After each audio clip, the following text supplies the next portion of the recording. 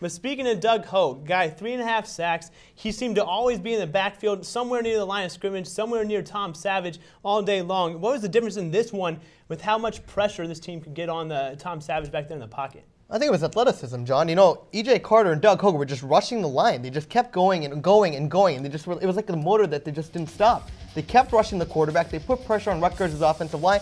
And what shocks me is they were missing their two best defensive players in Arthur Jones and Darrell Smith. But to put that kind of pressure on, you're never going to lose a game. E.J. Carter looked like he was always in the backfield. And as atrocious as this team has looked this year, you take a look at what's in place for this team, especially defensively.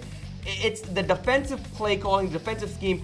And I talked to Dan Connolly a couple of weeks ago. He said this is a linebackers defense. It opens up gaps, it allows the linebackers to be free, and the linebackers really got after him today. Doug Hogue, 3.5 sacks. Darrell Smith, he had a great year before he went down. This defense, things are in place. If they get the right players on the field, things are in place for this defense to be a ball-hawking, pressure the quarterback defense. Definitely showed off the linebackers. Even Shamarko Thomas got in on the action there. But every offense is a quarterback offense. And the quarterbacks today, stat-wise, 17 for 22, 211 yards, 1 TD.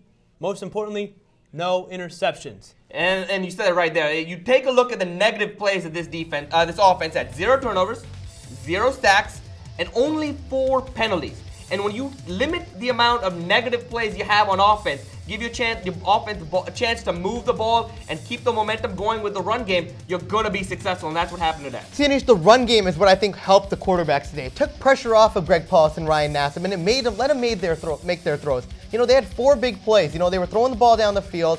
You know, like that's what was big. You know, Ryan Nassib had the ability to drop back and pass, and he was able to throw. He had time. Robbie, everything you said right there, it's the offensive line. Let's give them some credit. We've been killing them all year, saying they're not good enough. They can't block, not opening up lanes, not giving the quarterback enough time. But the offensive line did its job today. They opened up lanes, they protected the quarterbacks, and that's why this SU offense was on the field for 40 minutes. Right. As long as the offensive line is successful, this team will win games. Pretty easy. Yeah, it's a simple formula when you think of it like that.